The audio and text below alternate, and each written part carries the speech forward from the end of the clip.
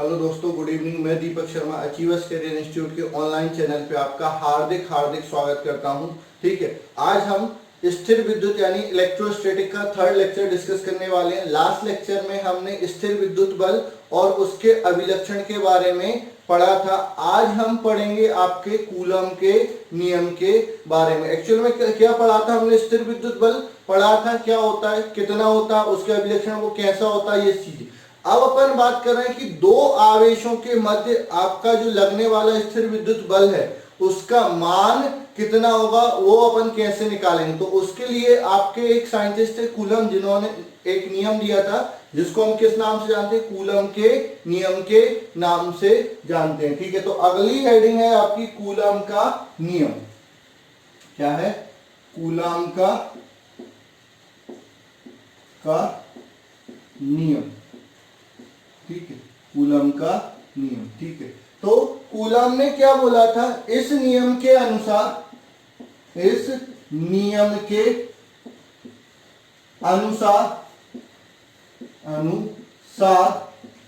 दो आवेशों के मध्य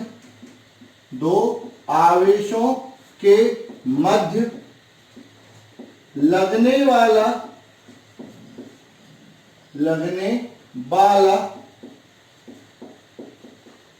स्थिर विद्युत बल दोनों आवेश के गुणनफल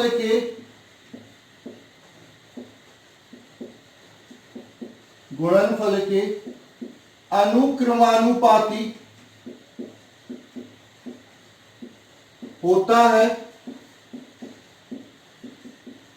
तथा उनके मध्य की दूरी के वर्ग के व्युत्क्रमानुपाती होता है। ठीक है, यानी दो आवेश लिए उनके मध्य लगने वाला स्थिर विद्युत बल क्या होगा? दोनों आवेशों के गुणनफल के क्या हो जाएगा? अनुक्रमानुपाती हो जाएगा, और उनके मध्य जो दूरी होती है उसके वर्ग के व्युत्क्रमानुपाती हो जाएगा। मतलब हमने दो आवेश लिए, एक यहां पर लिया Q1, एक यहां पर क्या लिया?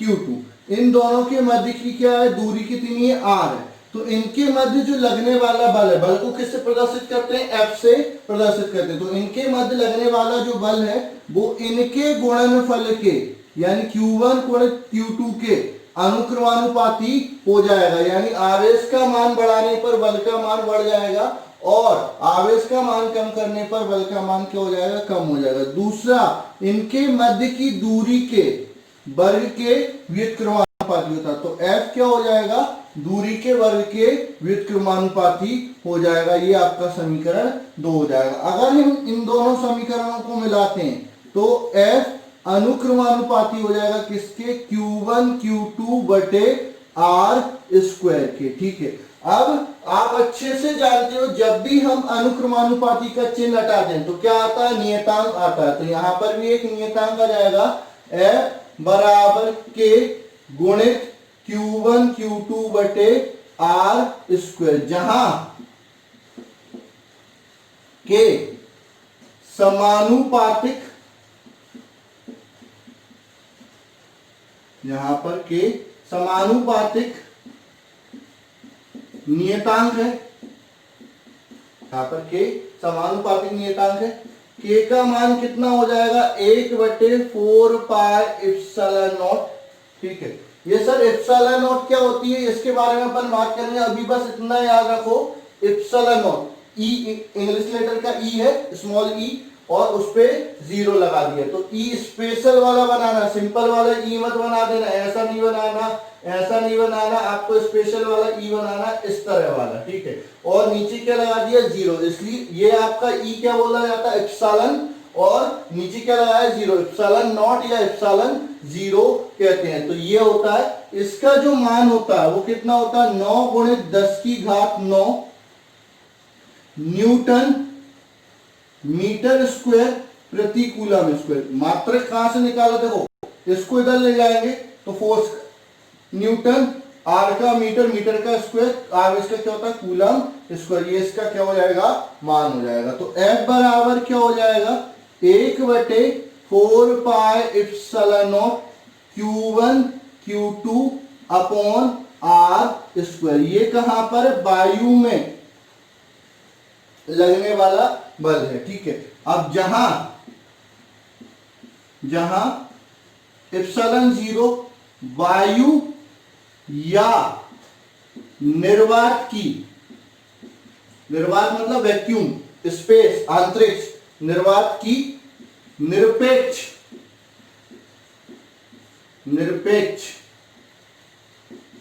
विद्युतशीलता है, ठीक है। जहां पर एप्सिलॉन 0 वायु या निर्वात की निरपेक्ष विद्युतशीलता। अच्छा, एप्सिलॉन 0 का मान कितना हो जाएगा 8.854 गुणित 10 की घात -12, ठीक है। ये कहां से आया, इसका सॉल्व कर लो, ठीक है। क्या करो आप, कुछ नहीं, एप्सिलॉन 0 को इधर ले आओ, इसको इधर ले आओ, तो नीचे क्या होगा एप्सिलॉन 0 बराबर 4 पाई गुणित, या फिर इसको ऐसे लिख सकता हूं 1/36 पाई गुणित 10 की घात 9, ठीक है। 1/36 पाई गुणित 10 की घात 9, ये हो जाएगा। इसका मात्रक पलट जाएगा, जो यहां पर है उसको पलट देंगे, तो ये हो जाएगा कूलम स्क्वायर प्रति न्यूटन मीटर स्क्वायर हो जाएगा, ठीक है। एप्सिलॉन 0 का विमीय सूत्र,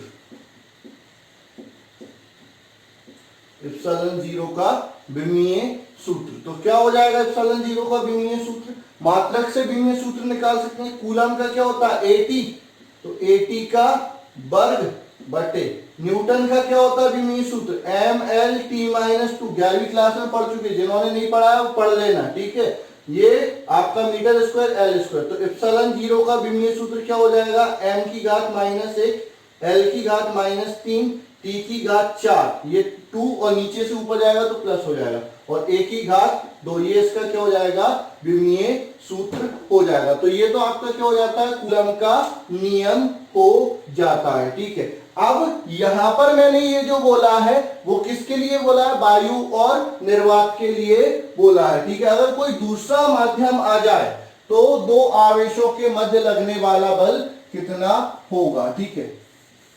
तो अपन बात करते हैं,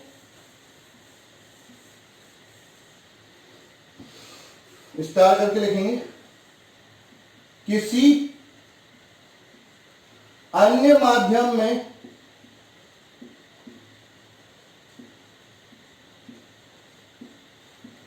आवेशों के मध्य लगने वाला बल, ठीक है।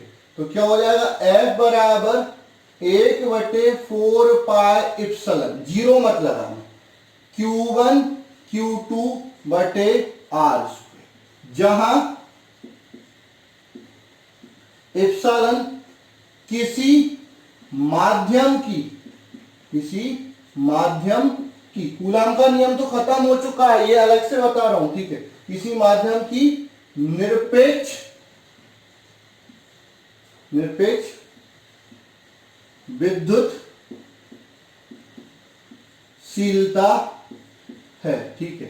अब आपका क्या होता है एप्सिलॉन बराबर क्या हो जाएगा, ठीक है। माध्यम की और वायु की निरपेक्ष विद्युतशीलता में क्या संबंध होता है, एप्सिलॉन बराबर होता है एप्सिलॉन नॉट गुणित कैपिटल के, ये स्मॉल के है ये कैपिटल के, या फिर एप्सिलॉन नॉट गुणित ER, जहां एप्सिलॉन नॉट तो आप जानते हैं क्या है, वायु या निर्वात की निरपेक्ष विद्युतशीलता, जहां के माध्यम का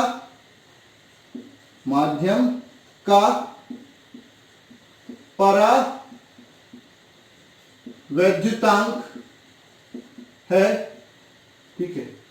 और ER माध्यम की मतलब वो बात एक ही है, परावैद्युतांक बोल दो या माध्यम की सापेक्ष विद्युतशीलता बोल दो, सापेक्ष विद्युतशीलता, ठीक है। तो ये कूलम का नियम हो गया और इस पर स्पेशल केस हो गया। तो F बराबर क्या हो जाएगा, 1/4 पाई के या ER Q1 Q2 बटे R स्क्वायर, ठीक है। यानी किसी माध्यम में बल निकालना है तो वायु में जितना बल निकला उसमें K का भाग कर दो। K क्या होता है, परावैद्युतांक होता है किसी माध्यम का। इसको अपन अभी डिस्कस करेंगे थोड़ी देर बाद, बस आपको स्टार करके ये याद रखना है, ठीक है। अब अपन बात करते हैं कूलम के नियम की सीमाएं।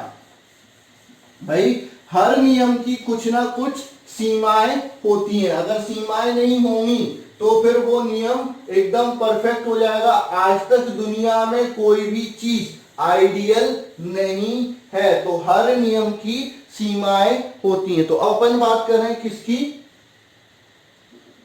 कूलम के नियम की सीमाएं, कूलम के नियम की सीमाएं। कूलम के नियम की क्या क्या सीमाएं, पहला, यह नियम केवल स्थिर आवेशों के मध्य लगता है, ठीक है। यानी यदि आवेश गतिमान होंगे तो उनके मध्य लगने वाले बल को आप कूलम के नियम से नहीं निकाल सकते। कूलम के नियम से केवल दो स्थिर आवेशों के मध्य लगने वाले बल को निकाला जा सकता है। दूसरा, यह नियम केवल बिंदु आवेशों के मध्य लगता है।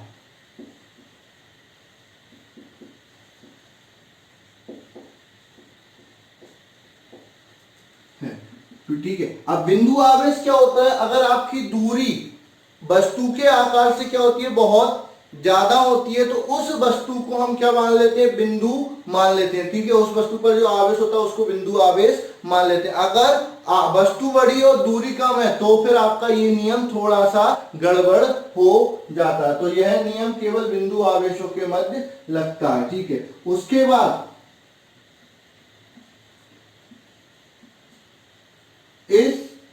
यह नियम नाभिक के अंदर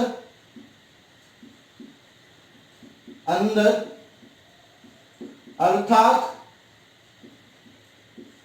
10⁻⁻15 मीटर से कम दूरी पर और 10⁻18 मीटर से ज्यादा दूरी पर लागू नहीं होता, ठीक है। यानी इससे कम दूरी पर लागू नहीं होगा और इससे ज्यादा दूरी पर लागू नहीं होता। तो ये आपकी क्या हो जाती है, सीमाएं हो जाती है किसके, कूलम की नियम की। अच्छा, कूलम के नियम पर कई सारे प्रश्न पूछे जा सकते हैं। कैसे प्रश्न पूछे जाएंगे, आवेश दे देंगे दोनों, ठीक है, दूरी दे देंगे, बल पूछ लेंगे। के का मान आपको पता है 9 × 10⁻9 वायु के लिए, ठीक है। अच्छा, एक चीज और आपको याद रखनी है, क्या, सीजीएस पद्धति में 1/4 पाई एप्सिलॉन नॉट का मान कितना होता है, 1 होता है। डाइन सेंटीमीटर स्क्वायर प्रति स्टेट कूलम स्क्वायर, ठीक है। तो एप्सिलॉन नॉट का मान क्या हो जाएगा, 1/4 पाई हो जाएगा। ये आपका हो जाएगा स्टेट कूलम स्क्वायर प्रति डाइन सेंटीमीटर स्क्वायर। तो सीजीएस पद्धति में 1/4 पाई एप्सिलॉन नॉट का मान कितना होता है, 1। एप्सिलॉन नॉट का मान कितना होता है, 1/4 पाई। ये ऑब्जेक्टिव में पूछे जाते हैं। एप्सिलॉन नॉट का मान भी आपका ऑब्जेक्टिव में पूछा जाता है, उसका विमीय सूत्र भी आपका ऑब्जेक्टिव यानी वस्तुनिष्ठ प्रश्नों में पूछा जाता है। ठीक है, और न्यूमेरिकल मैंने आपको बताई दिए क्या आता है, आवेश दे देंगे, दूरी दे देंगे, बल पूछ लेंगे। ठीक है, बल दे देंगे, दूरी दे देंगे, दोनों आवेश में एक आवेश दे देंगे, या दोनों अगर बराबर है तो भी आपको एक आवेश मतलब आवेश का मान पूछ लिया जाएगा, और या फिर आवेश दे देंगे, बल दे देंगे, दूरी पूछ लेंगे। तो ऐसा कोई सा भी क्वेश्चन आपसे पूछा जा सकता है, आप प्रैक्टिस कर लेंगे। अब हम बात कर रहे हैं किसकी, परावैद्युतांक की। किसकी बात कर रहे हैं, परावैद्युतांक की बात कर लेते हैं। परावैद्युतांक क्या होता है, किसी माध्यम का परावैद्युतांक क्या होता है। ठीक है, इसकी बात कर लेते हैं, परिभाषा की बात कर लेते हैं, किसी माध्यम का परावैद्युतांक क्या होता है।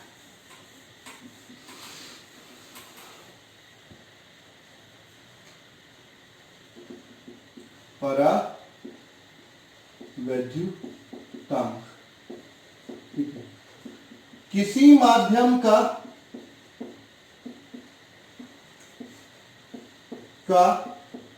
परावैद्युतांक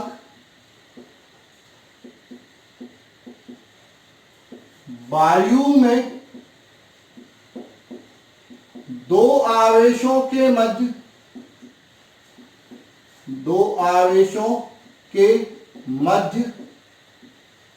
लगने वाले बल का उस माध्यम में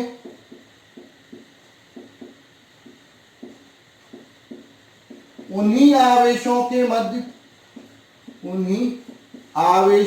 मध्य लगने वाले बल के साथ अनुपात को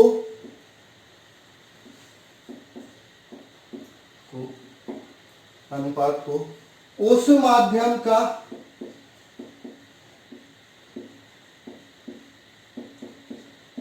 परावैद्युतांक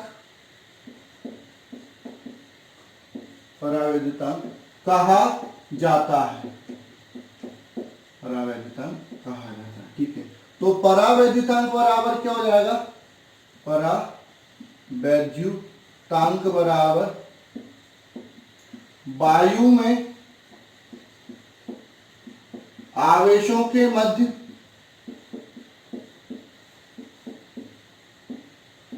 लगने वाला बल बटे माध्यम में आवेशों के मध्य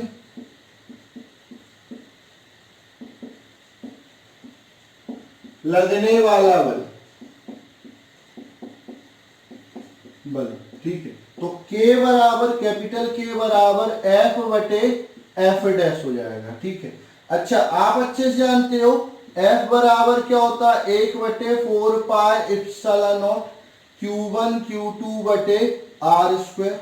F डैश क्या होता है, 1 बटे 4 पाई एप्सिलॉन नॉट, 4 पाई एप्सिलॉन, माध्यम में बल का मान एप्सिलॉन के रूप में आता है, Q1 Q2 बटे R स्क्वायर। ये दोनों मान यहां पर रखोगे तो K बराबर क्या हो जाएगा, 1 बटे 4 पाई एप्सिलॉन नॉट Q1 Q2 बटे R स्क्वायर बटे 1 बटे 4 पाई एप्सिलॉन Q1 Q2 बटे R स्क्वायर। तो इससे ये चीज क्या हो जाएगी, कैंसिल हो जाएगी, 4 पाई से 4 पाई कैंसिल, तो K बराबर क्या हो जाएगा, एप्सिलॉन बटे एप्सिलॉन नॉट हो जाएगा। ठीक है, यानी किसी माध्यम का परावैद्युतांक या सापेक्ष विद्युतशीलता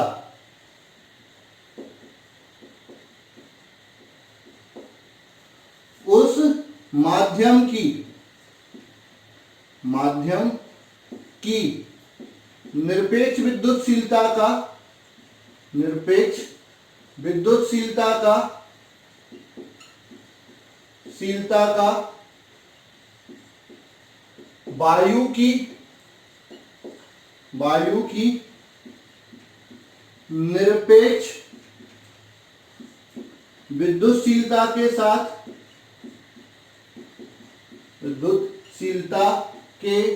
साथ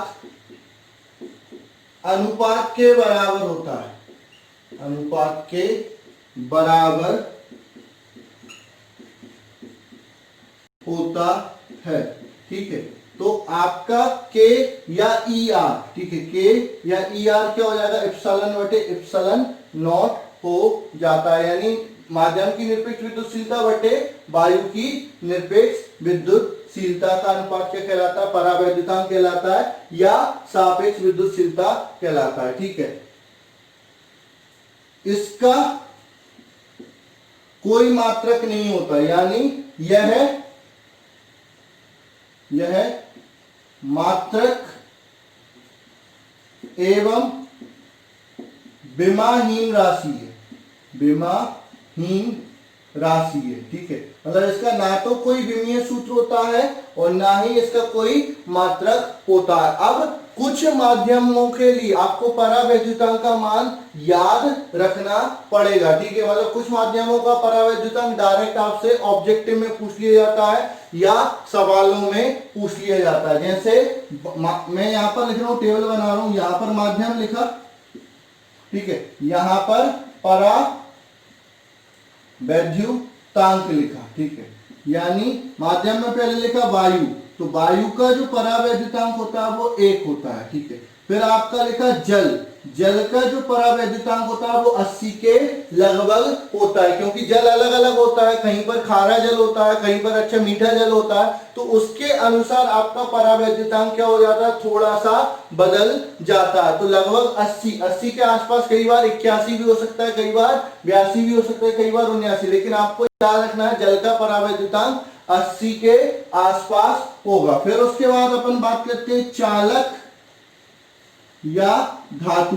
ठीक है, चालक या धातु, तो चालक या धातु का परावैद्युतांक कितना होता है, अनंत होता है। चालक या धातु का परावैद्युतांक कितना होता है, अनंत होता है। तो अगर दो आवेशों के मध्य अगर धातु रख देंगे तो उनके मध्य बल कितना लगेगा, 0 लगेगा। क्यों, क्योंकि धातु का परावैद्युतांक कितना होता है, अनंत होता है, और किसी माध्यम में लगने वाला बल क्या हो जाता है, 1/4πε के Q1 Q2 bye are square. अच्छा, इस पर और भी न्यूमेरिकल आ सकते हैं, जैसे F डैश बराबर क्या हो जाएगा, F अपॉन के। वायु में बल का पता है, माध्यम में पूछा है तो केवल K से भाग कर दो। अच्छा, माध्यम में पता है, वायु में पूछा है तो K से गुणा कर दो। तो इस पर भी आपके सवाल पूछे जा सकते हैं। तो ये हो गया आपका कूलम का नियम और परावैद्युतांक। अब अपन बात कर लेते हैं कूलम के नियम का सदिश रूप। क्या बात कर लेते हैं, कूलम के नियम का सदिश रूप। सामान्यतः कूलम के नियम का जो सदिश रूप है वो आपके बोर्ड एग्जामिनेशन में नहीं पूछा जाता, अभी तक नहीं पूछा गया है, लेकिन आपका सिलेबस एनसीईआरटी है, हो गया है, तो आपका कभी पूछा जा सकता है। ठीक है, तो इसको देख लेंगे, समझ लेंगे। अगर थोड़ा सा लगता है, भारी लगता है, तो आप इसको छोड़ भी सकते हैं। ठीक है, लेकिन मेरे अकॉर्डिंग कोई चीज छोड़नी नहीं चाहिए, लेकिन फिर भी अगर बहुत ज्यादा भारी लगे तो आप इसको छोड़ भी सकते हैं, क्योंकि बहुत कम एमपी बोर्ड में पूछा जाता है। ठीक है, तो अब अपन बात कर रहे हैं कूलम के नियम का सदिश रूप, कूलम के नियम का सदिश रूप। ठीक है, माना कि दो आवेश Q1 तथा Q2 दो बिंदु A तथा B पर रखे हैं,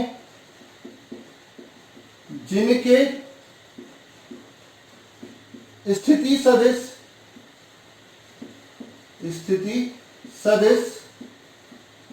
क्रमशः R1 सदिश तथा R2 सदिश हैं। ठीक है, मतलब हमने क्या किया, दो आवेश ले लिए। ठीक है, यहाँ पर आपका 3 डायमेंशनल सिस्टम बना है। यहाँ पर दो आवेश ले लिए, एक बिंदु A पर रखा Q1, दूसरा बिंदु B पर रखा आपका Q2। ठीक है, इसका स्थिति सदिश क्या है, R1 सदिश। इसका स्थिति सदिश क्या है, R2 सदिश। ठीक है, अब हम 2 पर 1 के कारण लगने वाला बल निकालते हैं। ठीक है, तो आवेश Q2 पर Q1 के कारण लगने वाला बल क्या हो जाएगा, F(Q21) वेक्टर। ठीक है, 2 पर 1 के कारण लगने वाला बल सदिश रूप में निकालना है। तो कूलम के नियम से बल का मान क्या होता है, 1/4 pi epsilon naught Q1 Q2 upon दूरी क्या हो जाएगी, ये हो जाएगी। ठीक है, किसकी, Q2 की Q1 से, तो ये हो जाएगी R12, 1 से 2 की डिस्टेंस, R12 वेक्टर। ठीक है, तो इसका परिमाण आता है, तो R12 वेक्टर के परिमाण का स्क्वायर, दूरी का स्क्वायर। ठीक है, अब दिशा चाहिए, तो आपको मैंने बताया है कि आपका जो स्थिर विद्युत बल होता है वो कैसा होता है, केंद्रीय बल होता है, यानी इसकी दिशा दोनों आवेशों को जुड़ने वाली रेखा के अनुदिश होगी, मतलब इसी लाइन को आगे बढ़ा दो। तो दिशा के लिए यहाँ पर इकाई सदिश का मल्टीप्लाई करें, लिखें इकाई सदिश कौन सा, R12 का इकाई सदिश। अच्छा, R12 का इकाई सदिश क्या हो जाएगा, R12 सदिश बटे उसका परिमाण। ठीक है, तो यहां से F21 वेक्टर क्या हो जाएगा, F21 वेक्टर हो जाएगा आपका 1/4 pi epsilon naught Q1 Q2 upon R12 का सदिश का परिमाण का वर्ग गुणित R12 सदिश बटे R12 सदिश के परिमाण का परिमाण। ठीक है, तो ये F21 वेक्टर क्या हो जाएगा, 1/4 pi epsilon naught Q1 Q2 upon R12 vector के परिमाण का Q, यहां पर R12 वेक्टर। अच्छा, अब आपको R12 वेक्टर यानी R12 सदिश तो पता ही नहीं है, तो अपन क्या करेंगे, यहां पर सदिश योग के त्रिभुज का नियम लगाएंगे। तो सदिश योग के त्रिभुज के नियम से ठीक है, वो क्या बोलता है कि अगर दो सदिशों के त्रिभुज को दो सदिशों को त्रिभुज की दो भुजाओं से प्रदर्शित करते हो जिनकी दिशा समान है, तो विपरीत दिशा वाला भुजा क्या हो जाएगी, वो दोनों सदिशों के योग के बराबर होगा। तो इन दोनों की दिशा समान क्रम में और ये विपरीत क्रम में, तो ये R2 सदिश किसके बराबर हो जाएगा, R1 सदिश प्लस R12 सदिश। तो यहां से R12 सदिश क्या हो जाएगा, R2 सदिश माइनस R1 सदिश। तो यहां से आपका F21 सदिश क्या हो जाएगा, 1/4 pi epsilon naught Q1 Q2 बटे R2 सदिश माइनस R1 सदिश के परिमाण का क्यूब, यहां पर क्या हो जाएगा, R2 सदिश माइनस R1 सदिश। ठीक है, तो ये आपका 1 के कारण 2 पर लगने वाला फोर्स हो गया। अब 2 के कारण 1 पे लगने वाला, 1 पर 2 के कारण लगने वाला, तो ये क्या हो जाएगा, 1/4 pi epsilon naught Q1 Q2 upon magnitude of R1 vector minus R2 vector का क्यूब, यहां पर R1 vector minus R2 vector. तो यहां पर तो कोई फर्क नहीं पड़ता क्योंकि मैग्नीट्यूड पॉजिटिव आता है, बस यहां पर एक माइनस साइन का चेंज हुआ, तो यहां से क्या मिल जाएगा, F12 वेक्टर बराबर माइनस F21 वेक्टर। मतलब ये जो बल होते हैं अन्योन, मतलब जितना एक आवेश दूसरे पे लगाता है उतना ही दूसरा आवेश पहले वाले पर लगाता है, लेकिन किंतु विपरीत दिशा में बल लगाता है। तो ये हो गया आपका कूलम के नियम का सदिश रूप। ठीक है, तो ये चीजें आपको कूलम का नियम अच्छे से करना है, उस पर सवाल करना है। फिर आपको माध्यम के परावैद्युतांक और आपके बल में संबंध पर भी आपको सवाल आने चाहिए, परावैद्युतांक की परिभाषा आनी चाहिए, परावैद्युतांक के मान याद होने चाहिए, आपका वायु की निरपेक्ष विद्युतशीलता का मान याद होना चाहिए, उसका मात्रक याद होना चाहिए, उसका विमीय सूत्र याद होना चाहिए। फिर आपका किसी अन्य माध्यम के लिए परावैद्युतांक का मात्रक, तो परावैद्युतांक का कोई मात्रक नहीं होता, वायु के परावैद्युतांक का मान याद होना चाहिए। सापेक्ष विद्युतशीलता और निरपेक्ष विद्युतशीलता अलग अलग होती है, तो वो आपको समझ में आना चाहिए। तो ये सारी चीजें आपको एक एक करके याद करनी। अगर कोई समस्या आती है तो बिल्कुल आप मेरे से चैट पर समझ सकते हैं, मेरे को कॉल लगा सकते हैं, और भी कई सारी चीजें कर सकते हैं। हाँ, जो भी आपकी प्रॉब्लम आती जा रही है उनको इकट्ठा करते जाइए, उनको मार्क करते जाइए। अपन जब भी लाइव क्लासेस लेंगे तो सारी प्रॉब्लम को एक साथ डिस्कस कर लेंगे। तो आज के लिए बस इतना ही, मिलते हैं अगले लेक्चर में कल जल्दी से। तो बिल्कुल इंतजार करिएगा, कल अपन जरूर मिलेंगे।